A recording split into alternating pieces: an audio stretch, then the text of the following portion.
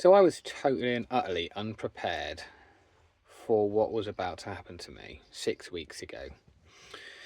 I've never really experienced relationship grief before, um, but it's been really difficult. Really difficult. Like, I'm 6 weeks in and I'm only just starting to get my head around things. You know, um, at first it was all like, oh, how do I get my relationship back? Oh, what's she doing? How could she do this? All this sort of stuff. But then after a while, the things that I'm struggling with most right now is, um, yeah, my nervous system is shot to pieces, like really shot to bits. Like, I'm waking up anxious every day. I'm getting these intrusive thoughts about the good times in the relationship, even though the relationship wasn't very great and it was a bit toxic, to be perfectly honest. But still, um, I get good days and bad days. Mostly I'm struggling in the mornings, and then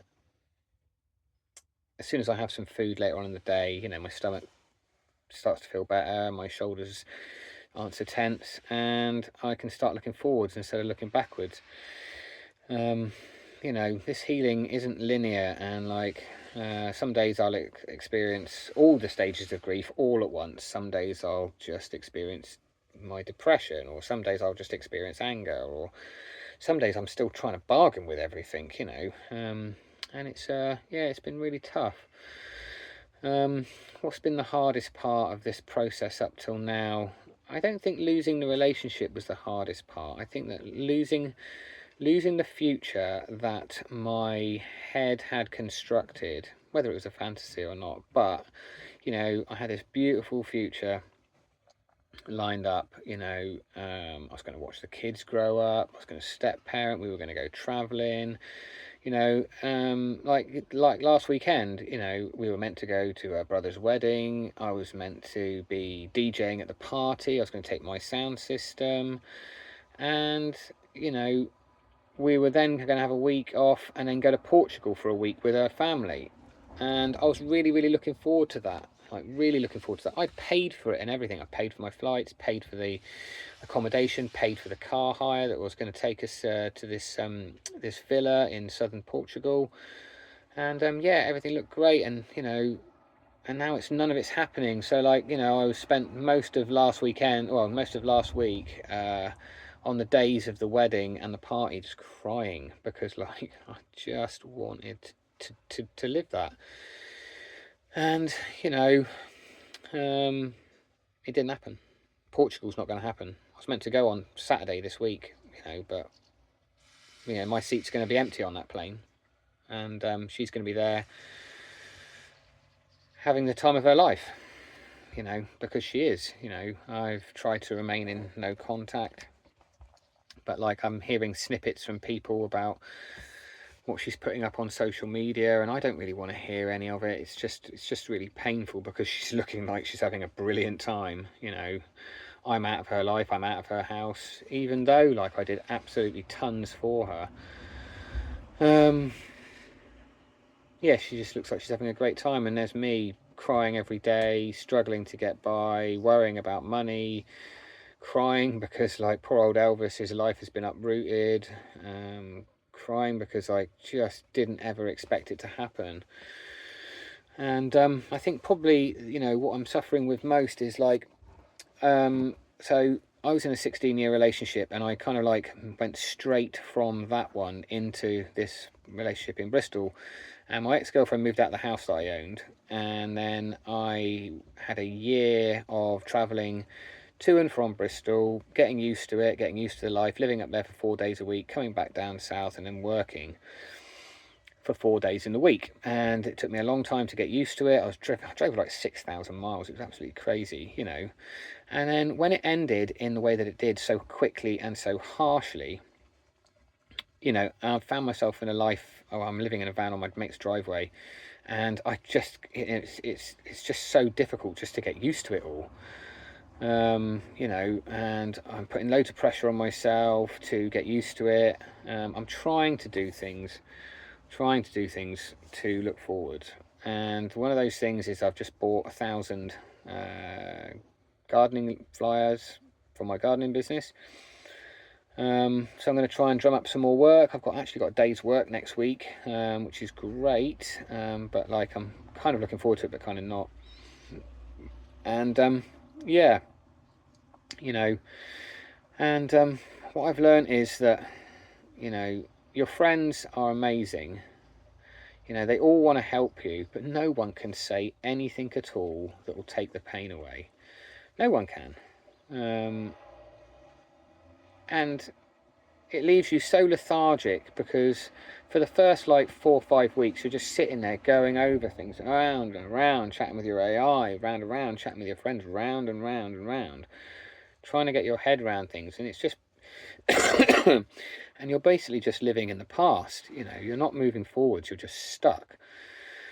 You know, and your friends get frustrated with you because you're just lethargic and don't want to do anything. Your family get frustrated with you. You're lethargic and don't want to do anything. You just want to keep going over the past events, and you've got to be careful, because like you don't want to annoy anyone, because all they're trying to do is help you. And if they see that you're not trying to help yourself, then, you know, people can get frustrated, which I've really tried to move past now. And you know, some great advice that I got from my sister was, you've just got to take everything back to the basics. You know, so for me, the basics is wake up, have a drink of water, have some breakfast. Now I'm currently eating like yogurt, honey and bananas for breakfast. Then take Elvis for a walk. I take him to the park, which is just around the corner. I do a couple of laps of that. And then on the second lap, I sit down on the floor and then I do 10 minutes of mindfulness meditation, which is really, really difficult, because my ex-girlfriend used to send me mindfulness meditations using Insight Timer every day. You know, that's one of the reasons how we became friends, because, you know, she knew I was struggling in that previous relationship. And yeah, she used to send me meditations every day. And to do it again for myself is really tough.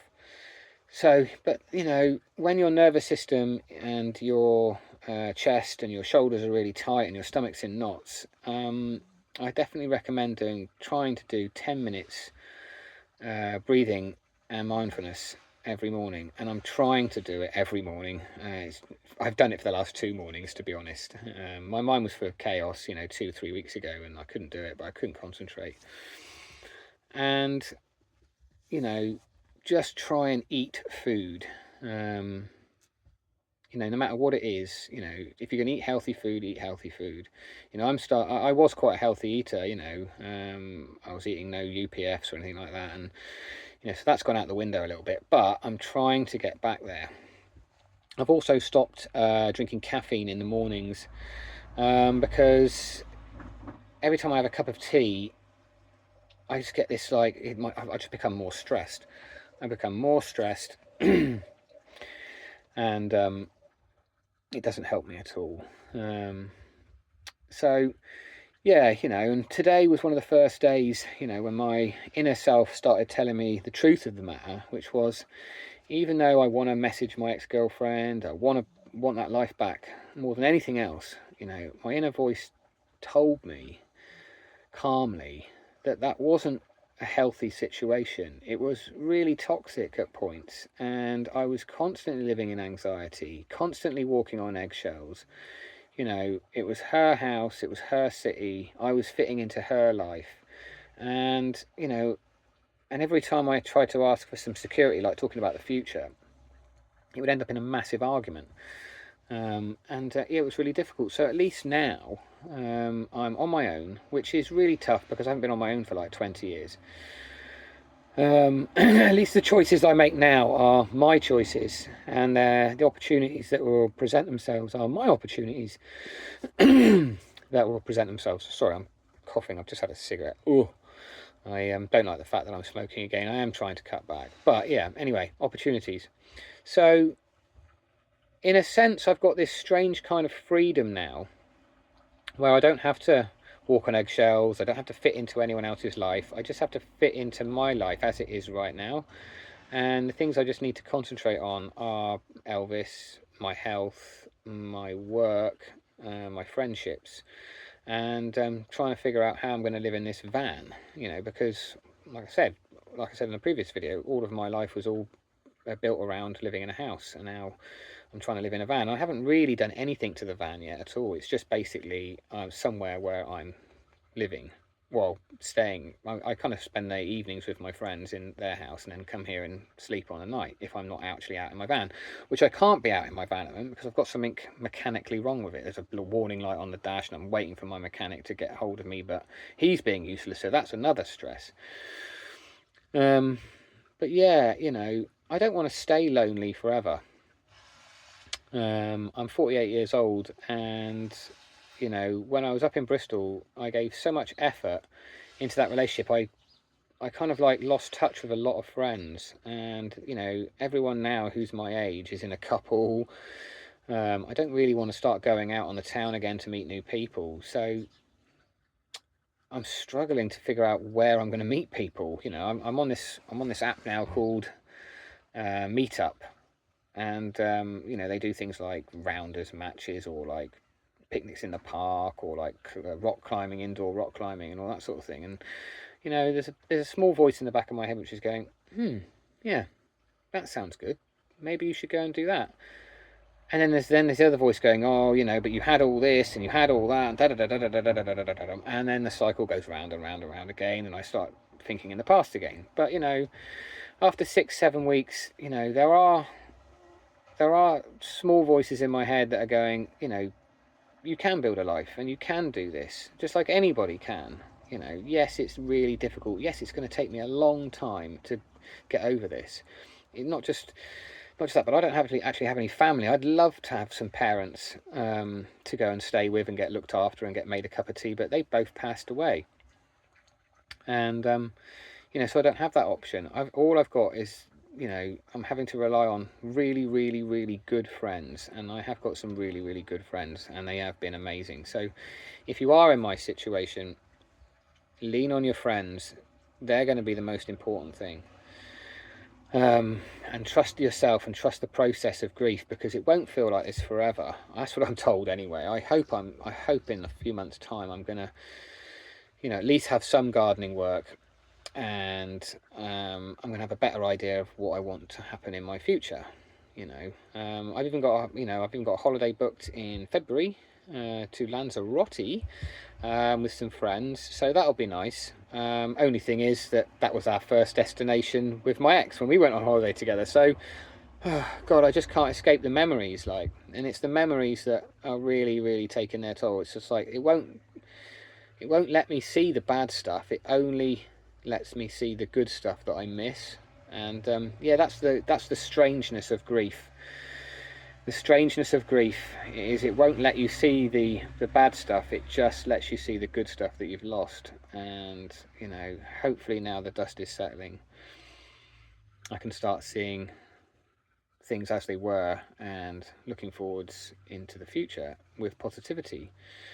And I just hope Elvis is going to be okay. He got into a scuffle with one of my friend's dogs the other night, so then like that puts a lot of pressure on it. And hopefully I can get my van fixed and I can go out and do things in my camper, and hopefully I can start building my business and myself back up again. It's not easy. It's not easy at all, and that's one thing that like I'm figuring out, is the fact that like, yes, you can sit and dwell in things for weeks and weeks and weeks. You can go round and round in circles, but at some point you have to try and look forwards. It's not easy, and you don't want to, but you have to. So that's this week's video from Charlie and Elvis with one van, one dog, and me. I don't want to go on and on and on about my breakup. It was just, you know, this was just a video just to check in and see how I am, and see yeah, if anyone's got any advice and how people are out there in YouTube land. So yep, I'm going to finish this up now and say see you later. Bye. Big love.